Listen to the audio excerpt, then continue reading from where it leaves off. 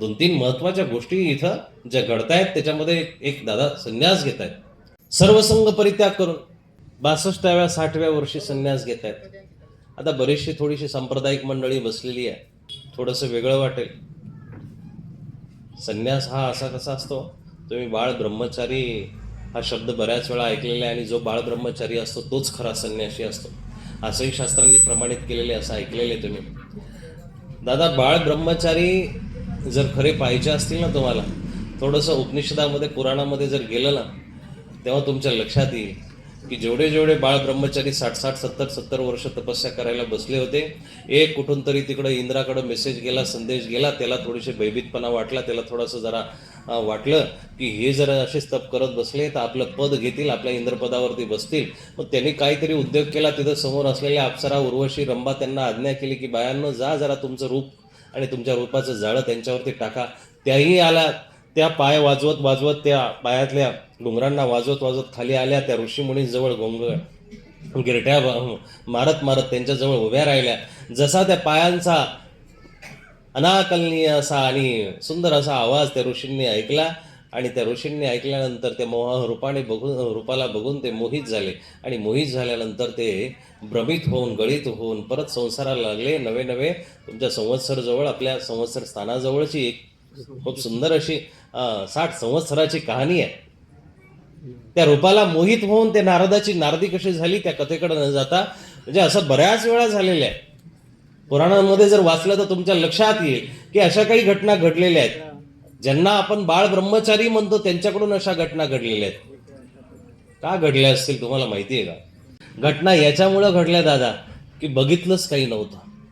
काय झालं, माझ्या शब्दांकडे लक्ष द्या, की बघितलंच काही नव्हतं म्हणून त्याच्यानंतर काही सूत्र तयार झाली वेदांमध्ये, उपनिषदामध्ये. तेन त्यक्तेन भुंजिता, ज्यांनी भोगलं तो त्यागायचा अधिकारी आहे. त्याग त्याच व्यक्तीचा घडू शकतो, त्याच व्यक्तीचा घडू शकतो. एकतर ज्यांनी लहानपणापासून काहीच बघितलेलं नाहीये त्या व्यक्तीचा त्याग घडू शकतो बरं का. ज्यांनी काहीच बघितलं नाही त्याचा त्याग घडू शकतो, किंवा त्याचा त्याग घडू शकतो की ज्यांनी सगळं काही बघितलेलं आहे. या दोनच माणसांचा. पण भूक असलेल्या माणसाचा त्याग घडू शकत नाहीये. ज्याला भूक लागलेली आहे, ऐन तारुण्य आहे, 25-30 वर्षाचं तारुण्य आहे, आता जर तो म्हटला की मला लग्न करायचं नाही आणि मला संन्यास घ्यायचा आहे, त्याचा कदाचित त्याग घडणार नाही. पण तेच लग्न झालेले आहे, 1-2 महिने राहिलेलं आहे, 1-2 वर्ष राहिलेलं आहे, एखादा लेकरू झालेलं आहे, आणि आता जर तो म्हटला की नाही मला या संसारामध्ये राहायचं, त्याचा त्याग घडणार. तेन त्यक्तेन भुंजिता, भोगलं म्हणून त्यागायची भावना आहे. जोपर्यंत भोग नाही, गुलाबजामुनची चवच चाकली नाही आणि म्हटलं की मला गुलाबजामुन आवडत नाही, अरे बाबा तू चाकलं नाहीये, तुला गोडीच कळाली नाहीये. एखाद्या घरामध्ये राहिला नाही, गाडीमध्ये राहिला नाही. बरीचशी आता काही मंडळी असतात, आमच्याकडची संन्यासी मंडळी आहेत की घरी कधी गेले नाही आणि मग लोक त्यांना म्हणतात की बाबा तुम्ही कसा आईबापांचा त्याग केला. अहो त्या बिचाऱ्याला लहानपणी आणलं होतं, लहानपणी त्याला आईबापाची ममताच माहीत नाही. जे गुरु आणि गुराई होते त्यांनी मोठं केलं, गुराईची गुरुबाची ममता माहिती आहे, त्याच्यामुळे त्याला आईबाप माहिती नसल्या कारणानं तो त्याच्याविषयी आसक्तच नाहीये. अनासक्ती त्याची आपल्या आपण जागृत झालेली आहे, त्याच्यामुळे त्याच्यासाठी तो त्याग घडलेलाच नाहीये. तेव्हा तो त्यागी होऊ शकतो जेव्हा त्यांनी त्या गुराई गुरुबाचा सुद्धा त्याग केला, तेव्हा कदाचित तो त्यागी होऊ शकतो. म्हणजे मी तुमची बाजू याच्याकरता घेतोय. आदरणीय गुरुवर्य बाबांनी दोडी या ठिकाणी एक कार्यक्रम होता, त्या ठिकाणी बाबांनी याविषयी खूप सुंदर वक्तव्य केलं होतं. एखादा संसार त्यागणारा माणूसही तितकाच अधिकारी आहे. कदाचित एखादा बाळ ब्रह्मचारी त्या पदाला पोहोचू शकत नाही, पण संसार त्यागणारा एखादा होऊ शकतो. जेवढी संत मंडळी इथून पाठीमागं झालेली आहे, ती तेवढीही मंडळी ही संसार करून आलेली मंडळी आहे बहुतांशी. बाल भिक्षुक कमी आहे. बाल भिक्षुकाला खऱ्या अर्थानं संसाराचा मोह लागू न देणं हे त्या गुरुचं कर्तव्य असतं, आणि संसाराचा मोह लागला नाही मग तो कदाचित त्याची बाल भिक्षुकी पूर्णपणे निभावू शकतो. पण जर का संसाराचा वारा लागला, अहंकाराचा वारा न लागो राजसा, त्या पद्धतीनं जर तो वारा लागला, तर वारा लागल्यानंतर बाल भिक्षुकाच्या हातून किंवा बालपणी एखादा आलेला व्यक्ती असेल त्याच्या हातून सुद्धा अनर्घ्य असं पाप घडू शकतं, अनृत्य पाप घडू शकतं, चुकीचं कर्तव्य घडू शकतं.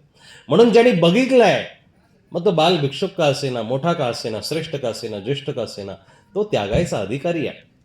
तेन त्यक्तेन भुंजिता, भोगल्याशिवाय त्यागता येत नाही, बघितल्याशिवाय सोडता येत नाही.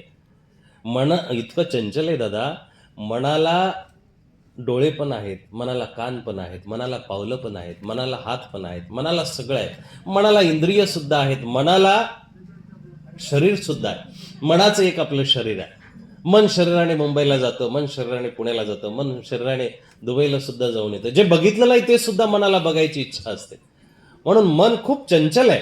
त्या मनाने भलेही तुम्ही त्याला कितीही प्रतिबंध केला की बाबा हे करू नको बाळा, हे करणं उचित नाहीये, तरी ते मन ते करायचा प्रयत्न करत असतं. भिंतीच्या पलीकडे बघण्याची ताकद मनाची आहे. जेवढं जेवढं तुम्ही प्रतिबंधित कराल, जेवढं जेवढं तुम्ही प्रतिबंधित कराल. म्हणून सर्वज्ञ श्री चक्रधर स्वामींनी बघा काही सुंदर अर्थ या परंपरेमध्ये दिलेले आहेत. सनातन असलेल्या परंपरामध्ये, वैदिक असलेल्या परंपरांमध्ये सर्वज्ञांनी काही भेद टाकले, काही परंपरा टाकल्या. त्या परंपरा भल्याही तथाकथित असलेल्या लोकांना मान्य नव्हत्या, पण सर्वज्ञांनी ते टाकणं उचित समजलं. आणि त्याच्यातली सगळ्यात महत्वाची परंपरा सर्वज्ञांनी टाकली की स्त्रियांना, शूद्रांना अधिकार दिला. हे का म्हणून दिलं असेल माहिती का तुम्हाला? जेवढ्या जेवढ्या संन्यासी तिथपर्यंत जेवढा जेवढा संन्यास मार्गाला होता, त्यांनी सगळ्यांनी स्त्रियांना नाकारलं होतं. बघा, मी तत्व तुम्हाला सांगतो, तेवढ्या सगळ्यांनी स्त्रियांना नाकारलं होतं. का? की स्त्रीपासून माणूस भरकटतो, स्त्रीपासून माणूस पतित होतो, स्त्रीपासून माणूस विचलित होतो, त्याची साधना भ्रष्ट होते, असं होतं तसं होतं, असं सांगण्याचा प्रयत्न अनेक संप्रदायांनी केला. सर्वज्ञ म्हटले, अरे तिला त्यागून जमणार नाही आहे. जिच्या उदरातून तू जग बघितलं ती तुझी जननी आहे. जिच्या अंगा खांद्यावरती खेळला तू तिची माता आहे, बहीण आहे. जी तुला खाऊ घालते. नवे नवे मी जगाचा जगन्नियता पिता असून सुद्धा या देह रूपामध्ये आलो, म्हणून बाईसासारखी 60-65 वर्षाची बाई सुद्धा, एक वृद्ध असलेली स्त्री सुद्धा मला सेविका म्हणून किंवा माता म्हणून या ठिकाणी स्वीकारावं लागते. स्त्रीला त्यागून जमणार नाही. सर्वज्ञांनी तो एक नवा पायंडा टाकला आणि मग सर्वज्ञांनी तिथं स्त्रियांना सुद्धा धर्माचा आणि संन्यासाचा अधिकार दिला. त्याचं दुसरंही कारण आहे. त्याचं दुसरं कारण असं आहे की विरोधाकर्षण समाजाला, जीवाला हमेशा आहे, नेहमी सदैव. या सृष्टीचं जे आकर्षण आहे ना, आभाळाला जमिनीचं आहे, जमिनीला आभाळाचं आहे, झाडाला पानाचं आहे, पानांना फुलांचं आहे, फुलांना परत जमिनीचं आहे, फळाचं आहे, फळांना परत जमिनीचं आहे. हे चक्र सदैव गोल चालू आहे. मग माणसामध्ये तसंच आहे.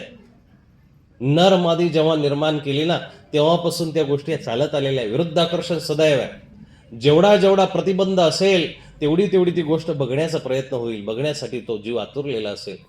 सर्वज्ञांनी हा नवा पायंडा याच्यासाठी पाडला की जी गोष्ट लांब आहे ना, ते लांब असलेल्या गोष्टीसाठी जीव जाऊ शकतो, म्हणून तिला जवळ आणा, तिला धर्मामध्ये घ्या आणि त्याच्याकडं बघण्याचा दृष्टिकोन बदला. तिच्याकडं स्त्री म्हणून बघण्याचा, तिच्याकडे उपभोगी वस्तू म्हणून बघण्याचा दृष्टिकोन बदला. आणि ती एक संन्याशी सुद्धा असू शकते, उत्तम अशी धर्मवर्ती संन्याशी असू शकते. उत्तम ती आचार करू शकते, उत्तम ती धर्माला पाहू शकते, उत्तम ती धर्माचा सांभाळ करू शकते. आणि तुम्हाला अभिमानाने मला सांगावं असं वाटेल की आज महानुभाव संप्रदायाच्या ज्या माता आहेत, भगिनी आहेत, तपस्विनी आहेत, त्या तपस्विनींनी आम्हा सगळ्या संतांचं एक प्रकारे रक्षणच केलेलं आहे. आमच्या जीवनाला एक प्रकारे उभारी देण्याच्या पाठीमागं त्या माऊल्यांचा हात आहे. भले आम्ही आमची सख्खी आई त्यागली असेल, भले आम्ही सख्ख्या बहिणी त्यागल्या असतील, जवळची नतलग त्यागली असेल, पण त्या धर्माच्या माता तयार झाल्या, धर्माच्या भगिनी तयार झाल्या. त्यांनी आमच्यामधले विकार काढून टाकले, त्यांनी आमच्यामधला दृष्टपणा काढून टाकला, त्यांनी आमच्यामधला एक चांगला गुण शोधून आम्हाला संन्यासी मार्गाला लावायला प्रवृत्त केलं. म्हणून त्या माताही धन्य आहेत. सर्वज्ञ श्री चक्रधर प्रभूंनी हा नवा संप्रदाय निर्माण केलेला नाहीये दादा. ज्या जुन्या वैदिक काळापासून चालत आलेल्या कीर्ती श्रीवाक्च नारी नाम हे गीतेमध्ये सांगितलेल्या नारींना परत 800 वर्षानंतर पुरस्कृत केलं, 800 वर्षापासून पुरस्कृत केलं. ज्या जनाबाईला मंदिरापर्यंत जाण्याचा अधिकार नव्हता, तिच्यावरती आळंच घेऊन तिच्या घरामध्ये अलंकार टाकून तिला दूषित करण्याचा किंवा तिला पापी करण्याचा प्रयत्न केला गेला, परंतु त्या जनाबाईच्या आवाजाने कधीही माघार घेतली नाही, मौन पत्करलं नाही. आणि मग तिचे अभंग आज भले झाले विद्वान असेल, पंडित असेल, भले भले चांगले ही डिग्रीधारी व्यक्ती असतील, त्या अभंगांना सोडवण्यामध्ये आपलं आयुष्य घालतात.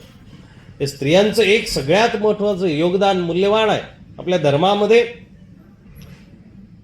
त्यांना आपण एकीकडे लक्ष्मी म्हणतो, एकीकडं आमची अर्धांगिनी म्हणतो, पण एकीकडे तिचा उद्धारही करतो, एकीकडे तिला नको त्या शिव्या देतो, शाप देतो, नको त्या गोष्टींनी आपण तिला विभूषित करतो. हे चुकीचं आहे. या ठिकाणी तुम्ही ज्या मुख्य कार्यक्रमासाठी आलेले आहात ना, तो कार्यक्रम वर्धापन दिन आहे. वर्धापन दिनाच्या दिवशी मला तुम्हाला तेच सांगायचं आहे की तुमचं वाढलं पाहिजे. काय वाढलं पाहिजे हो?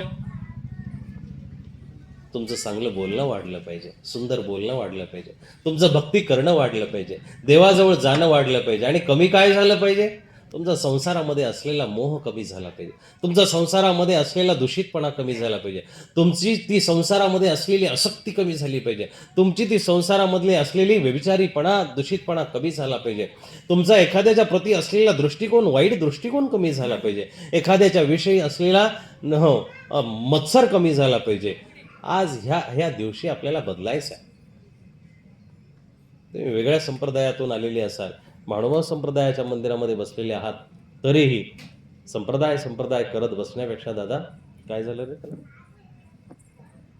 संप्रदाय करत बसण्यापेक्षा एक ध्येय लक्षात घेणं गरजेचं आहे. आज आपल्याला आस्तिक असणं गरजेचं आहे, आज आपल्याला धार्मिक असणं गरजेचं आहे. जसं संप्रदाय, आता ते तुम्ही कदाचित यूट्यूबला एखादं प्रवचन कीर्तन ऐकलं असेल. वारकरी संप्रदायाचे एक चांगले दिग्गज कीर्तनकार आहे वसंत गडकर, बाळकृष्ण दादा. त्यांनी एक सुंदर असा दृष्टांत किस्सा सांगितला होता, मार्मिक. म्हटले दोन चांगले नोकरदार प्रतिष्ठित माणसे आणि ते फिरायला चालले, दोघंही फिरायला चालले. इथल्या काही विषम परिस्थितीवरती मी भाष्य करतोय. फिरायला चालले आणि फिरायला चालल्यानंतर ते सकाळचे राऊंड मारतायत. त्या दोघांच्या हातामध्ये कुत्रे आहेत, दोघांच्या हातामध्ये दोन कुत्रे आहेत. तो एक तिकडून येते आणि एक इकडून येते. दोघंही असे फिरायला चालले बरं का. याच्याही हातामध्ये कुत्रे, इकडच्या याच्याही हातामध्ये कुत्रे. कुत्र्याची संस्कृती चालू झालेली आहे. पूर्वी दारातोंडी गाया बांधलेल्या असायच्या, बैल बांधलेले असायचे. आता दारातोंडी पाट्या असतात आणि कुत्र्यापासून सावधान असं लिहिलेलं असतं. कुत्रे घरामध्ये असतात, आई वडील वृद्धाश्रमात, कुत्रे घरात. हा कलियुगाचा प्रभाव आहे. याला संस्कारही म्हटले जाणार. आणि कलियुगामध्ये हीन जेवढं हीन असेल तेवढं सभ्य मानलं जाईल, तेवढं चांगलं मानलं जाईल. इथून पुढे बघा ना, एखादा गुंड माणूस गुंड असेल याच्यामध्ये काही नवल नसणार आहे बरं का. इथून पुढे एखादा साधू माणूसही गुंड असू शकतो, याच्यामध्ये नवल वाटण्यासारखं काही नाही. कारण कलियुगाचा प्रभावच तसा आहे की चांगल्याला सुद्धा त्याला वाईट करायचंय. आंब्याच्या झाडाला सुद्धा कडू कारले लागू शकतात भविष्यामध्ये बरं का. कलियुग इतकं वाईट आहे. या कलियुगामध्ये विपरीतच घडत राहणार. जेवढं चुकीचं असेल तेवढ्यांना सन्मान भेटणार आणि जेवढे चांगले असतील तेवढे मागं जाणार. मला दृष्टांत सांगायचा की ते दोघंही माणसं फिरायला निघाले आणि फिरता दोघांची काय झालं की ते ज्या पार्कमध्ये फिरायचे त्या पार्कमध्ये दोघांची आपसामध्ये भेट झाली. आणि भेट झाल्यानंतर याने त्याला ओळखलं, त्यांनी याला ओळखलं. लगेच हाय राम नमस्कार, काय जे काय असेल दंडोत प्रणाम दोघांचा झाला. दोघांनी दंडोत प्रणाम केला, राम केला, नमस्कार केला आणि दोघं एकमेकाशी सुंदर असं बोलायला लागले. पण ते दोन त्यांच्या हातामध्ये जे कुत्रे होते ना, ते त्या कुत्र्यांनी ह्या कुत्र्याला बघितलं आणि त्या दोघांनी एकमेकावरती झडप घालायला सुरुवात केली. दोघं एकमेकांवरती भुंकायला लागले. दृष्टांत तसा इथंच संपलाय, परंतु त्याच्या पुढेही जाऊन मला सांगावंसं वाटतं. ते दोन माणसं इतक्या सुंदर पद्धतीनं संवाद करत होते. तुमचं कसं काय चाललंय, बरं आहे का, व्यवस्थित आहे, घरचे बरे आहे का, सगळं बरं आहे का, आजकाल कामधंदा कसा आहे, धंदा पाणी कसं आहे, पैसे पाणी कसं आहे, पाऊस वारा कसं, सगळे दोघं आपसात व्यवस्थित चर्चा करतायत बरं का. पण ते कुत्रे दोघं एकमेकाचं बोलणं बोलून देत नाहीये. ते भुंकायला इतके जोरजोरात भुंकायला लागलेत की त्या दोघांच्या बोलण्यामध्ये डिस्टर्ब आहे. आणि मग शेवटी त्या दोघाही माणसांना आटोपत घेऊन निघून जावं लागतं. दृष्टांत हे सांगतो दादा, जे संत मंडळी आहेत, जे अभ्यासू मंडळी आहेत, जी चांगली मंडळी आहेत ना, त्यांना कुठल्या संप्रदायाचं कोणाशीही काही वाकडं नाही आहे. जी वरती बसलेली मंडळी आहे ती आपसामध्ये खूप सुंदर संवाद साधतात. आम्ही बऱ्याच वेळा ज्ञानेश्वरीचं उदाहरण देतो, गाथेचं उदाहरण देतो. गाथावाले, ज्ञानेश्वरीवाले लीळाचरित्राचं उदाहरण देतात, सप्तग्रंथांचं उदाहरण देतात. खूप सुंदर पद्धतीनं वरती विवेचन चालू असतं. पण जे खाली असतात ना हातामध्ये, ज्यांनी अर्धवट 4-2 ओव्या 4-2 अहभंग पाठ केलेले किंवा इकडे 4-2 लीळा वाचलेल्या आहे, ते आपापल्या धर्माचा तो झेंडा घेऊन एकमेकावरती प्रहार करत असतात. दादा, असं संप्रदाय करत जर राहिलं तर आपल्यामध्ये फूट पडायला वेळ लागणार नाही. आपल्यामधलेच असे काही विभीषण तयार होतील की आपल्यामधूनच एखादा कोणीतरी असाच माणूस असेल की आपले भेद बाहेर जातील आणि मग आपल्यामध्ये तिसरा कोणीतरी